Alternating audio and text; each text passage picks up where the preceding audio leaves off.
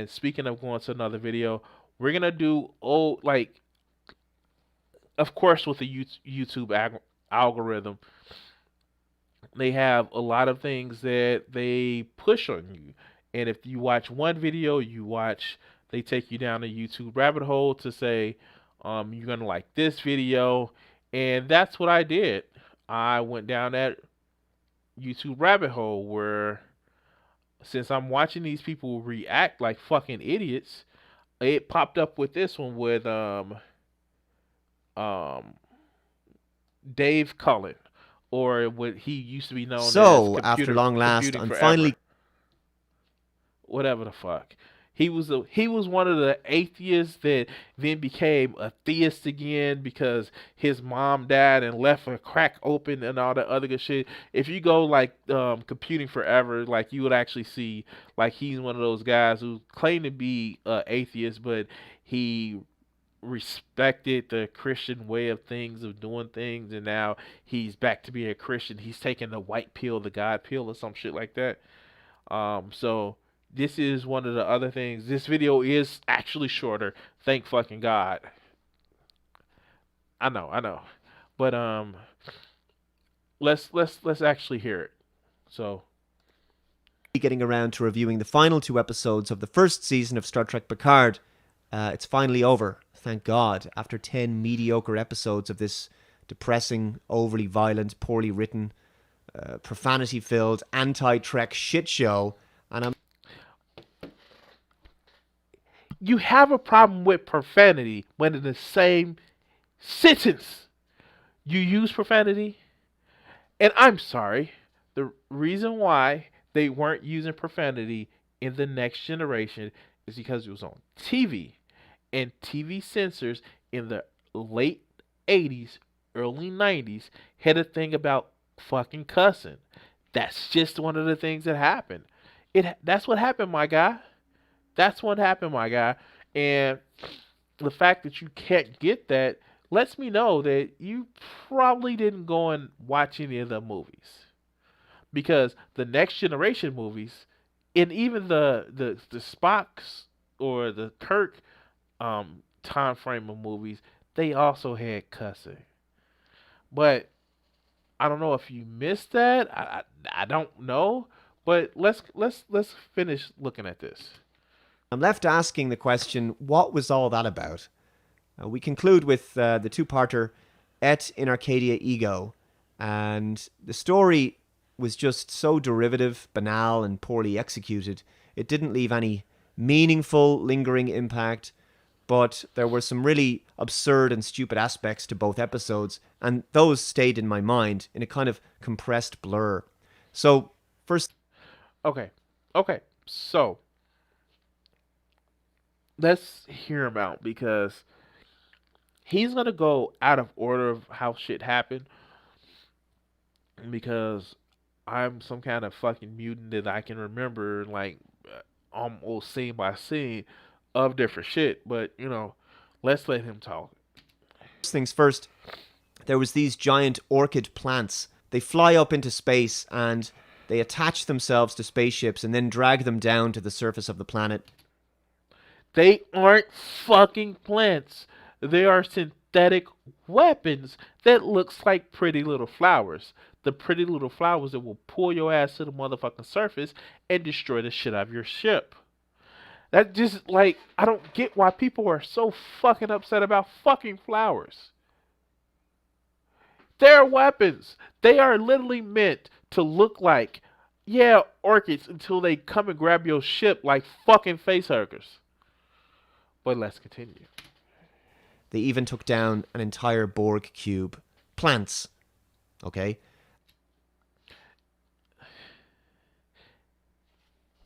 His whole thing about them being plants, they weren't real fucking plants, you fucking idiot. I would think somebody who had the moniker of computing forever would understand. Technology, motherfucker. Orchids don't fly in fucking space. But let's continue. Picard says this. Anyone who treats me like a dying man will run the risk of pissing me off. Yeah, because, of course, that sounds like Picard, right? 7 of 9 is back. Yeah. The fuck? Like, yeah. Like, he literally went on the mission, and his doctor came back was like, "You can't go. You dying." And he was like, "Fuck, yes, I'm still gonna go," because his guilt actually was one of the things that kept him going because he wanted to protect somebody who was one, Dater's daughter, and two, somebody who he felt protect his Suchi's, whatever the chick name is, Soji's sister. I'm thinking Suchi because I gotta watch Avatar: The Last Airbender again. Again, and she just can't stop killing people who annoy her for some reason. She's bitter, world weary, cynical, alcoholic, all the usual. Never again kill somebody just because it's what they deserve. She's a ranger. She is literally like. Think about this. How jaded and fucking war weary would you be if you felt like you were on the edge of standing between people who are defenseless and people who prey on the defenseless? Of course she's going to be fucking war weary, but she's going to keep going because that's what rangers do. Oh my god, I would hate to see what these motherfuckers would actually do if they were what the fuck?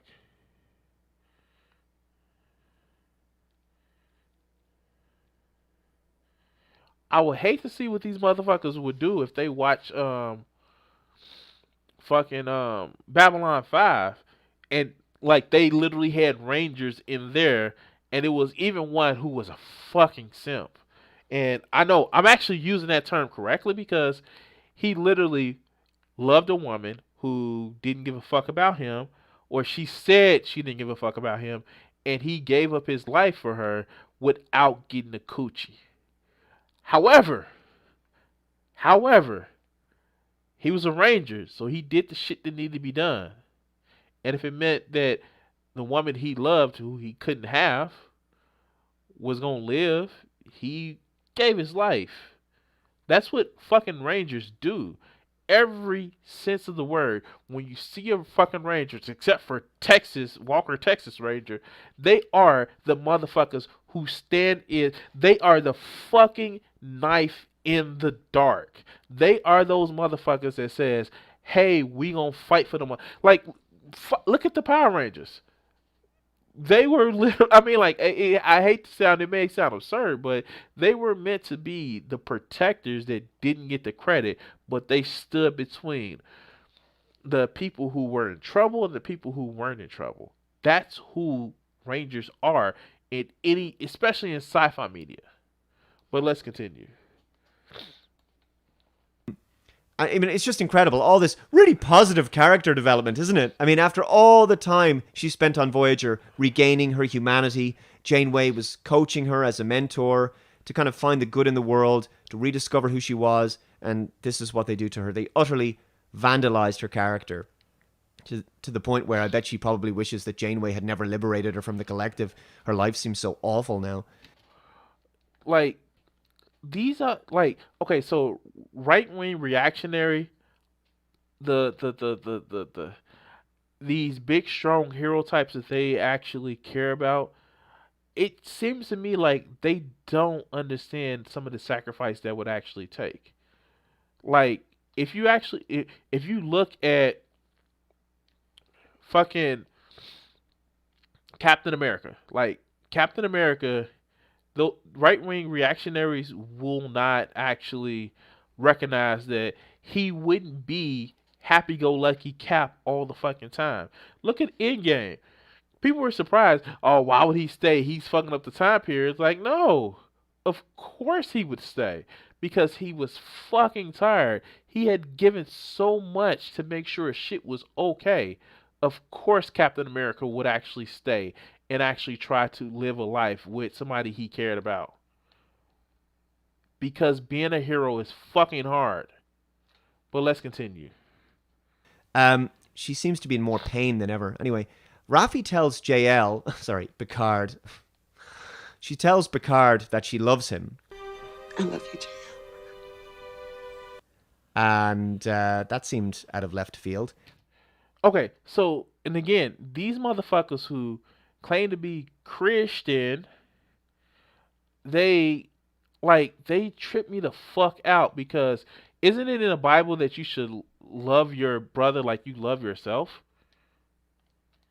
Like, isn't that in the Bible?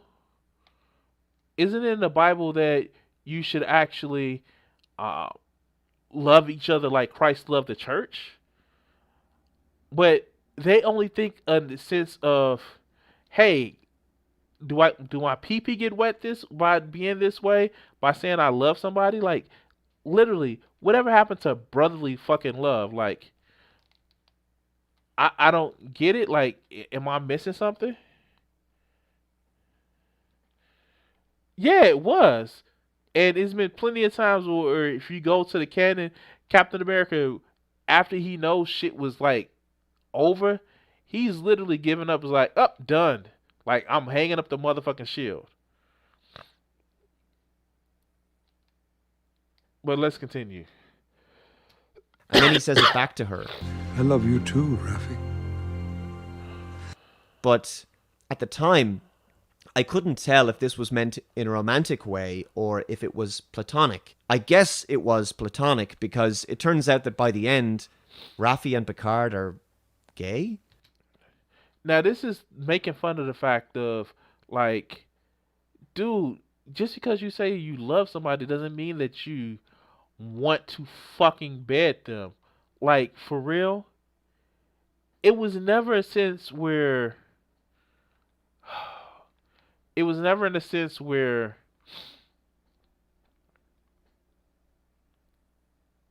how do I put it?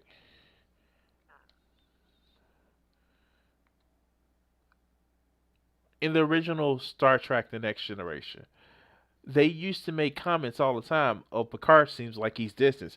Picard actually seems like, he doesn't care about his crew or things of that nature. Literally, that was something that was made apparent that at the end, if you look at All Good Things, he was like, look, I've been an asshole. I should have actually always made sure that I've kept close to my command people.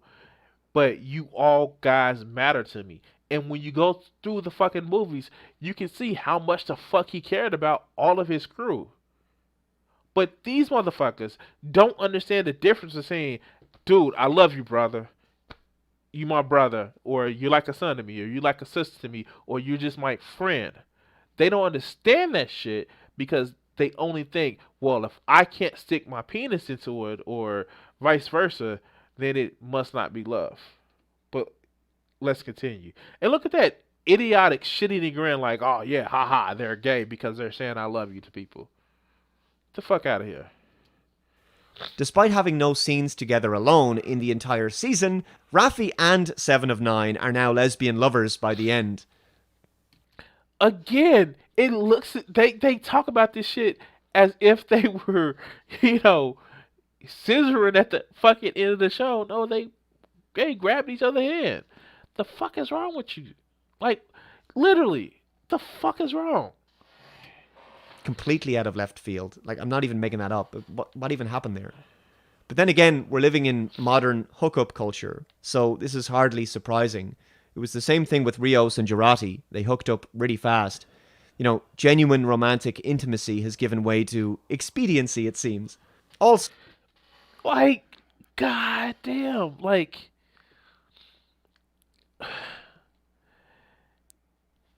let's continue. so Picard dies from his neurological condition, and then he winds up in this simulation, kind of like an afterlife, a digital afterlife with Data. But it's not really Data. It's not really his consciousness. It's some kind of recreation, like a simulation of Data that was made possible by cloning one of his positrons from B4 or something. It's just... So, listen to his argument. It's not really Data because Data's a machine and you are only copying Data. So it's not really data. Almost as if, like, I don't know, you're saying that it's just a copy and so it's not really data. Almost, it's I'm trying to walk a fine line here because even though it has the memories and the mannerisms of data, all data is just a machine, so it's not really. It's just a copy. It's a copy pasta. That's all. But let's continue. So ludicrous. I just anyway. I saw a comment once, about this farcical neuronic cloning, fractal neuronic cloning, or whatever. So someone described it as being like homeopathic data, because data is ultimately just a machine. So it's kind of like saying that you can clone your car from one of its atoms. Data realizes Picard loves him. I dream about you all the time. Gay! It's And if we didn't have the examples of what those dreams were, literally, these motherfuckers are playing cards in 10 forward, and Picard is having a dream as if he's losing a fucking son. And you can actually, in a sense, say that Data was like a son to Picard in the Next Generation because he tried to help him on his journey of being human and understand what humanity was. But this shit be damn right.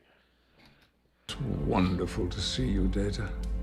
To see your strange, beautiful face.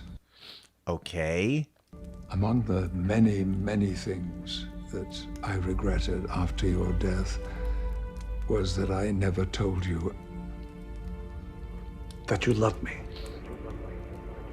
I mean, what am I watching? 7 years of The Next Generation and 4 films, and we never knew that Picard was gay for Oh my god.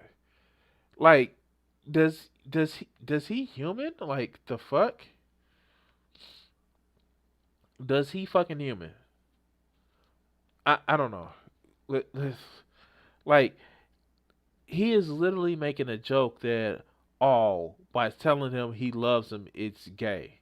Like, that's not how that works, dog. You literally can enjoy somebody and actually see somebody as a friend, as a trusted, close companion.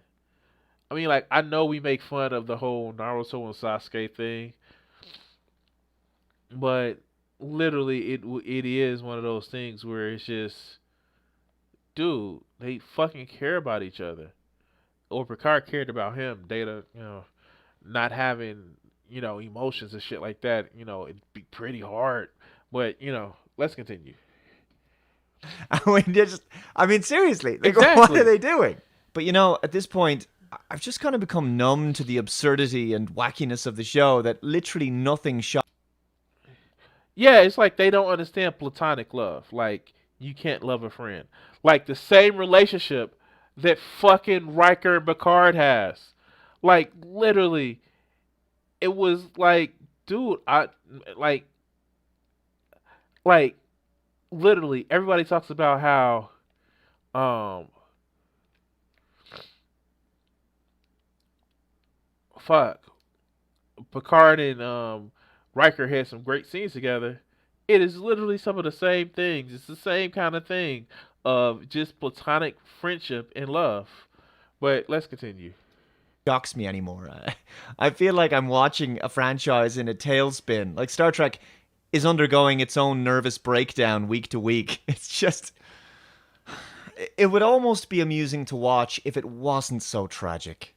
So recently there was this Bounding into Comics article, and it was commenting on a Variety interview with the showrunner Michael Chabon. And it reads, Variety's Adam Vary went right for the $1 million question and asked Chabon, so were there things about Picard that you knew you wanted to do that you could sense would test some boundaries for fans? Chabon answered, sure, to the extent that I was aware of the kind of toxic fandom. Here we go again.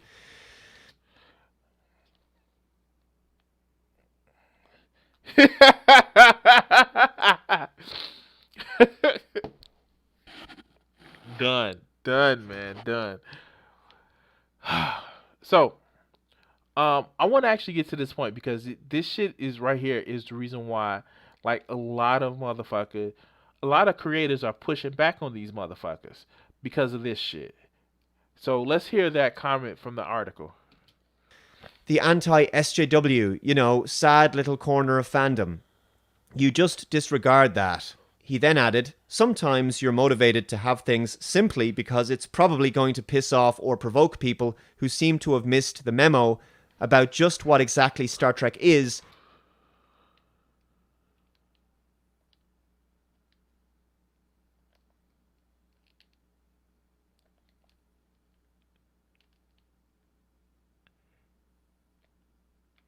So, one of the things that a lot of these guys actually trip about is that they believe that Star Trek is theirs, and if it ain't exactly how they want it, then you must be doing something bad with it.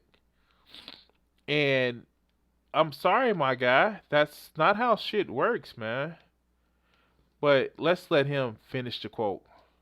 And always has been all about. Unbelievable self-righteous arrogance. Congratulations, Shaban. You absolutely pissed off and provoked a lot of fans. And actually, I've been watching Star Trek my entire life, and unlike yourself, I know what it's about. The garbage you're producing. So he's making a point that Star Trek, he's been watching it most of his life. And the fact that one of the showrunners are actually saying that a lot of people are there's a corner of a fan base where these guys may actually believe that Star Trek is theirs and it has to conform to the motherfucking way that they like to think. And it's not doing that. And it's basically so let's look at what Star Trek really is. Star Trek is an example of basically a militaristic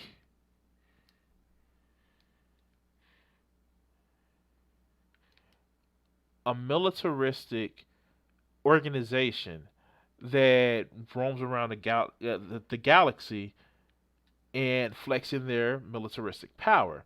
That's what Star Trek was. And I'm sorry, but I guess a lot of these people are fucking fascists.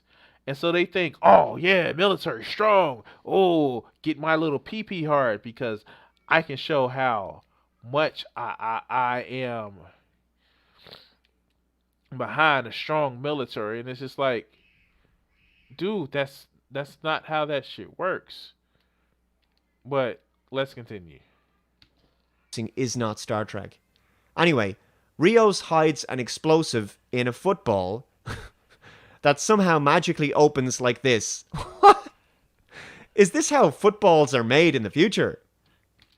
You just said it, motherfucker. It's the future, and they were really the original three movies, and still there. Like, I actually like the prequels were just shit. I'm gonna say that. I fucking hate the prequels. Like they're stupid, and I know that there are some where a lot of people actually like them, but I fucking hated the prequels.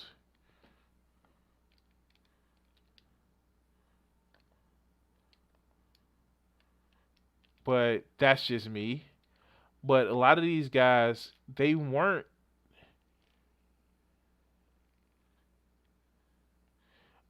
It's like they. It's a lot of these guys do have toxic expectations of what what shows actually were. Oh shit! Damn it! Let's continue. Also, speaking of magic, we already saw that Fuck. forensic molecular reconstruction device earlier in the series, and it recreates past moments like a device that's similar to the one from Guardians of the Galaxy. This is just ludicrous on Star Trek, though. Anyway, now we have a new magic device, and it repairs things. and you just have to hold it, and then magically, if you just imagine in your mind, it will repair something that's broken. I mean, I'm not even making that up. It's basically a magic wand, right? Okay. So, this is the shit that kind of pisses me off, right? Watch this. They are literally in a future where they have warp drive. They have literally machines called replicators that replicate things into existence. Like, hey, this shit is not real. Hey, this shit is real. They have literal transporters, things that are scientifically impossible to fucking do. But you're going to be mad because they have a tool that, yeah, like exactly. Like people actually put that goes to people putting their identity on shit. But it's just like they are literally mad because they have a tool that's a handheld version of a replicator. It just does whatever it fucking needs. They have fucking replicators. They have transporters. But no, no, no, that's not real. That's not fucking real. A magical tool that like fixes shit. That looks like nanotechnology. Nanobot technology. Which some of the Simps are made out of. Which the Borg have. Like the fuck? Really? But let's continue. It's the sonic screwdriver from Doctor Who. And also there was this. I remember this. This is the stuff of nightmares for me. Also when he Oh yes. An attractive woman smiling at you in multiple with multiple pictures. That's the stuff of nightmares to you. An attractive woman smiling at you. Yeah, of course it will be the stuff of nightmares for you. Especially you.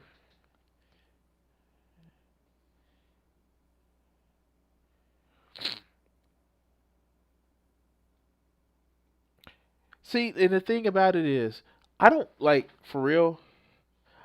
I don't. I don't. I don't. I really don't care if you don't like what I like. It's just like I, I'm one of those people. I'm one of those fans that actually like Dragon Ball Super because I like the character development in it. Well, it doesn't have this much action or this doesn't make sense.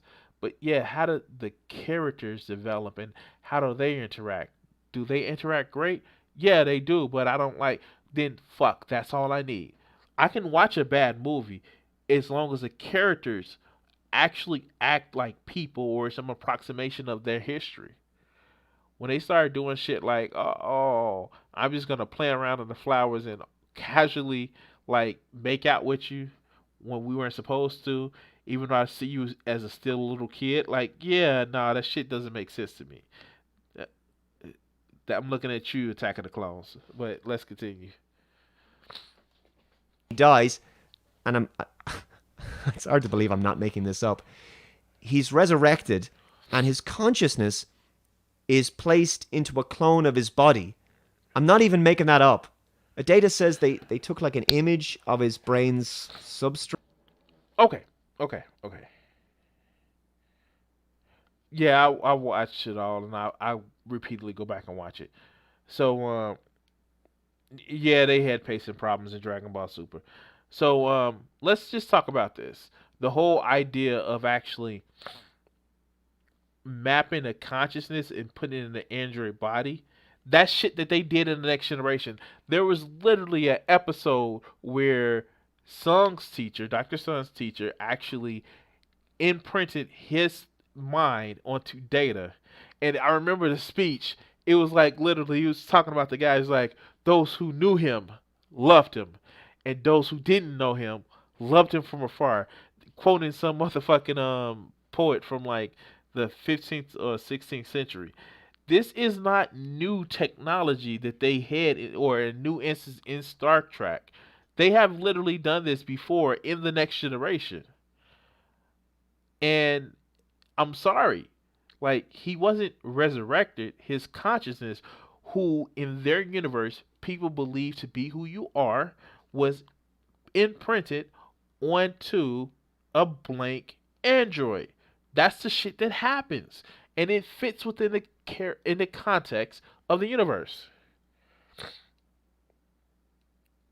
Yes, it is. It is literally known for technobabble and bullshit science until it's not. Like some of the shit that they do is bullshit. Like for instance, the teleporter.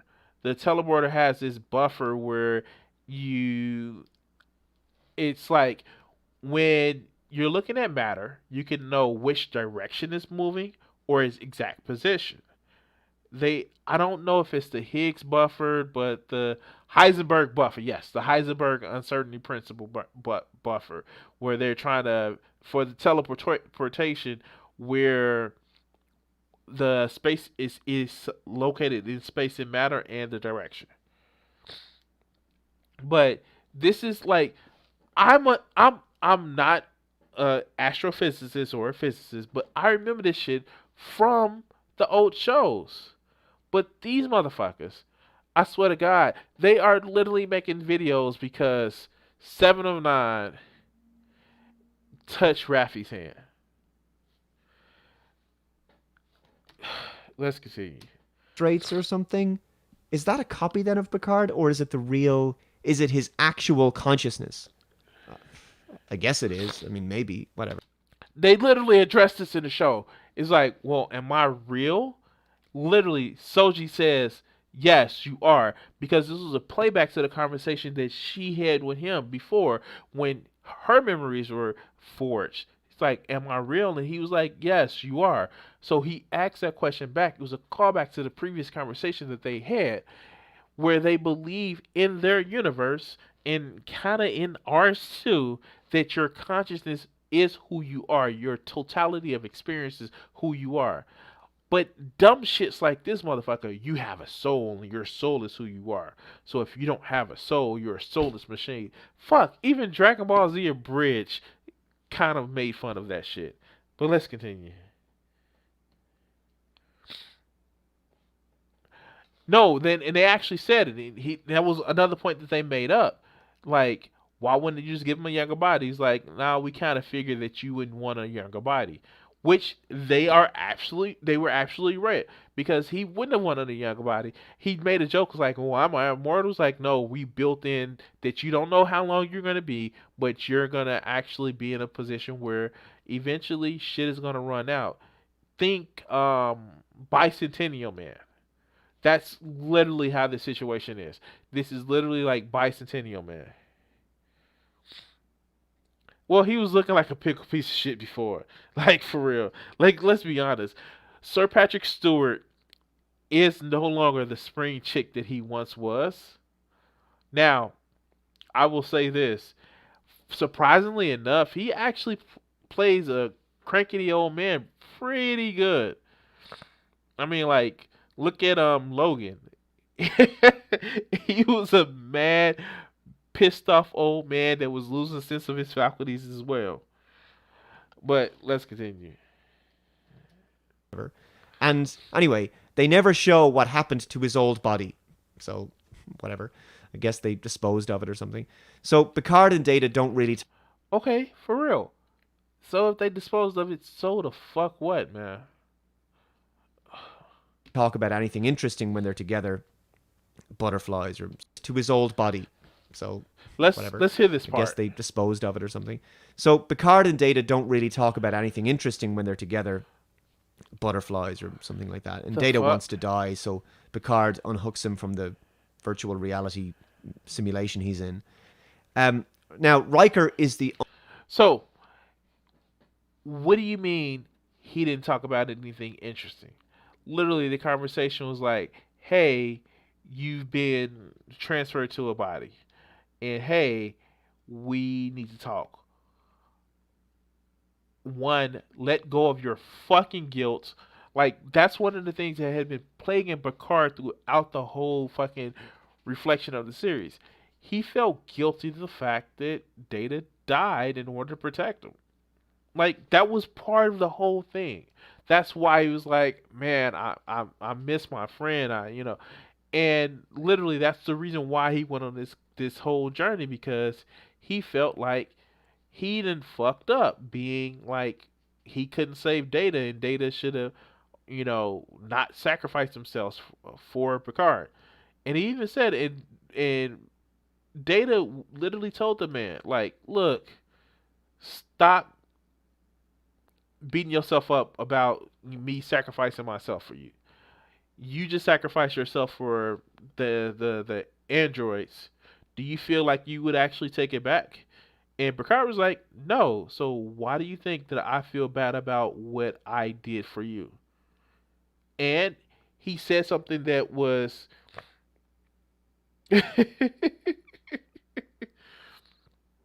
nah, he looks like a cranky old man. I've seen the interviews. He looks like a cranky old man. But the thing about it is, Data understood something. As a fucking android who could have lived forever, especially in a non physical form, what gives meaning to life is death. What gives meaning to life is the fact that someday it's going to be over. And I'm sorry, who wants to be fucking immortal? To watch everybody that you know and care about eventually grow old and die? What if it's one of those horrible immortalities where, like, say like you were immortal, and like you're on a star system that went supernova and none of the technology survived, so you're just floating out there on space in the horror of the vacuum of space, not being able to do anything for eternity. That's got to be horrifying. That is a hell that I wouldn't wish on anybody. But let's continue. Only highlight. He shows up with a copy and paste fleet of the ugliest looking Federation starships you've ever seen. When have you ever seen such a large fleet of the same identical ship on? First of all, they're not the same exact identical ship everywhere. Second of all, does it fucking matter? It was there as a fucking standoff. And you were just complaining about the uniqueness of the fucking flowers. The fuck out of here. And that light is bright as shit. On Star Trek. Look at how gorgeous these vessels are on DS9. This is a battle during the Dominion War. Why can't modern Trek produce aesthetically pleasing looking vessels anymore? So Jonathan Frakes' brief presence on the show and his return to Yeah, like that's exactly. I understand that wish. Um and shit, if I had my own personal genie, I would have a one of the wishes would be like that for me. Um and let's just talk about some of the ship designs that you see in this show. Some of the ship designs that you actually see in this show is actually pretty, I wouldn't say box standard, but they're different than what you've seen in previous shows, where a lot of the how do I say it properly? You actually see,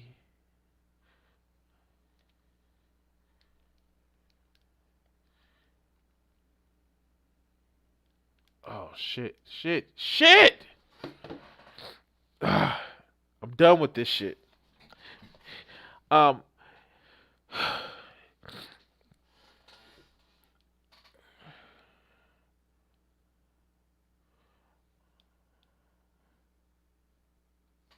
damn it.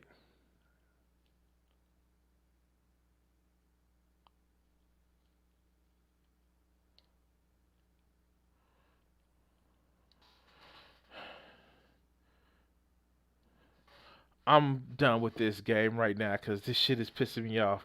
Anyway, but yeah, it's just like, for one, like 7 of 9 flew in with a Delta fucking flyer. That was fucking awesome. But 7 of 9 flew in with the Delta flyer. So the ship design really didn't make much sense, especially where they actually had it. But let's continue.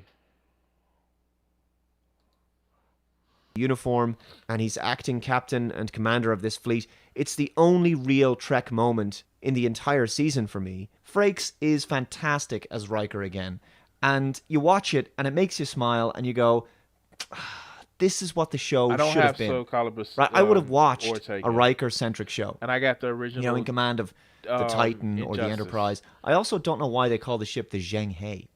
This was an opportunity to Did he just take a shot at like the name of the ship because it wasn't it like I know computing forever is fucking white nationalist and a bigot, but like you really gonna just shoot at the fucking name of the ship? But let's continue. have the Enterprise. Maybe the Enterprise E or the Enterprise F, bring in a totally new Enterprise, design a new Enterprise. But for some reason they went with this rather forgettable name. But you watch it and you go, yeah. But you remember the name, the Jin Shay. Fuck, I just said it wrong. Shin Hei. Jin Hei. Whatever the fuck it's called. That moment was Star Trek. It's a shame about the rest of the show. He's facing off against a character that's like Philippa Georgiou from Section 31, but it's Commander O from the Tal Shiar. Given how similar they are in characterization, I honestly can't tell the difference between them. Turns out Data had a brother. Did he just pull another racism? He just pulled another racism. Let's continue. The entire time, a human brother. And he never told anybody on the Next Generation. And this is the son. Maybe he didn't know, because there's a lot of shit that they didn't know. Maybe it's lore. Ooh, that would be fucking awesome, because lore is out there fucking being an asshole. But let's continue. Son of the original Noonien Soong. His name is Dr. Alton Inigo Soong. This is just an absolutely absurd retcon, and it makes no sense. Data always made a big deal about Lore being his only brother. But, okay, whatever. But he didn't know about B4 until the motherfucking Nemesis. But yeah, Data knew everything about his siblings. Yeah, sure. He didn't even know his mother, who Sung married and died afterwards. Like, Sung had actually rebuilt his whole family. Like, or he had been made a... And that's the thing. Oh, that too shit. Like literally, as part of the android that he later created with his mother, as a facsimile of his mother. Literally, she was a better version. She was more human-like, and literally, she had the built-in algorithm that will end up killing her or letting her die in peace after so long. Like, we know this shit is part of Star Trek. But let's continue. It is nice to see Brent Spiner get some more screen time. Now, Major Grin recently did a great video explaining that the vision, the admonition, which Jurati has, it makes use of some Shutterstock footage. I'm not even making this up. They just modified some Shutterstock videos. Okay? It's not a joke. Did the budget for this show basically go to Patrick Stewart's fee or something? Like, for real, even if they use stutter shot, like, why does it matter? Like, now you're just being pedantic. But let's continue. This is just pathetically cheap. We get more unnecessary swearing. Have you fucked any of them? Yeah, the F word. That's definitely what Star Trek was always. Now, mind you, this is coming from a situation where I don't know, like,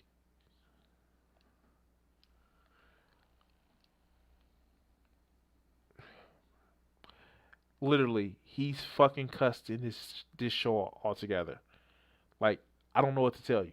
Like, this just makes no sense to me, the hypocrisy of these motherfuckers. But let's continue.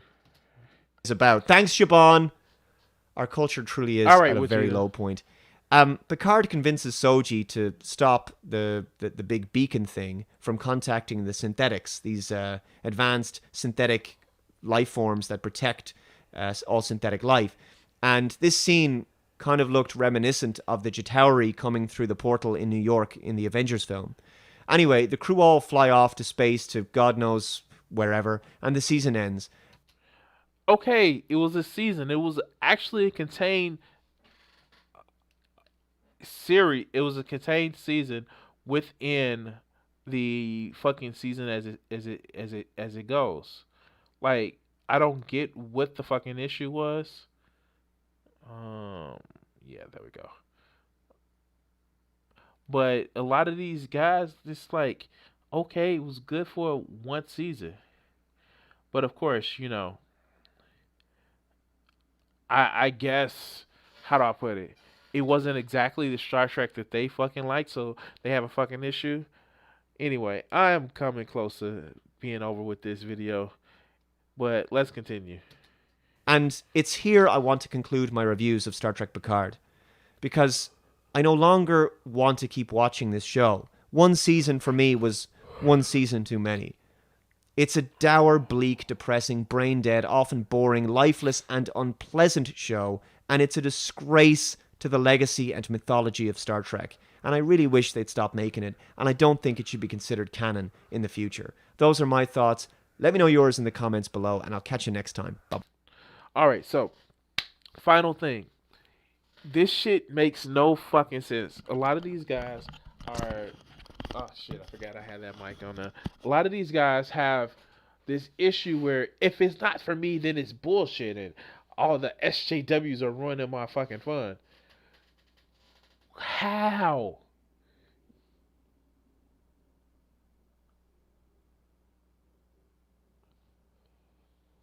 But the thing is, it's part of the conversation. The fact that she asks, "Have you fucked any of them?" literally goes back to the fact that he was getting information out of Soji because he was fucking them, and they were in a shitty ass situation where, like, you would be stressed and you would use profanity.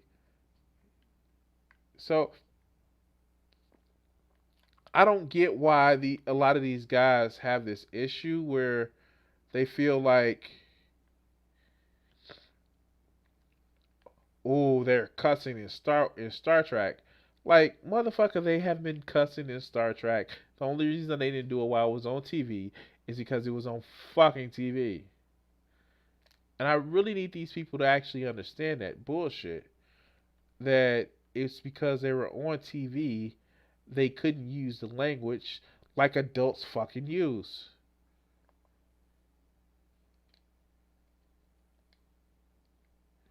But hey, they're cussing inappropriately.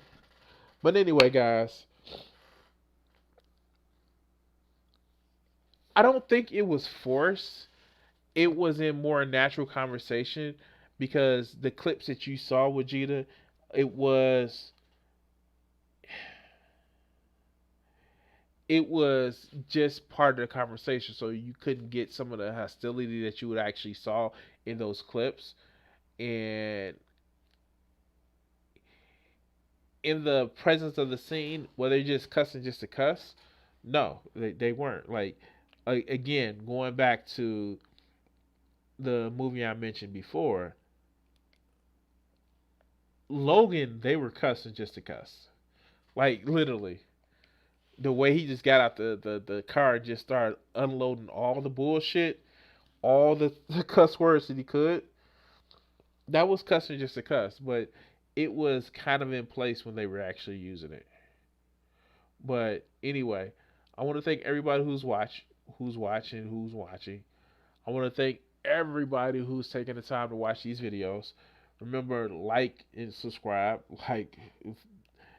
Um, and thank you guys. Enjoy the rest of your day. And exactly, exactly. I love his ass. Like, he plays crickety old man really well. And by the way, if you guys can let me know in the comment section of, does this mic sound better than my normal mic? I can still continue to do this. So I can go back to my normal mic. But thank you guys for watching, and enjoy the rest of your day. Peace.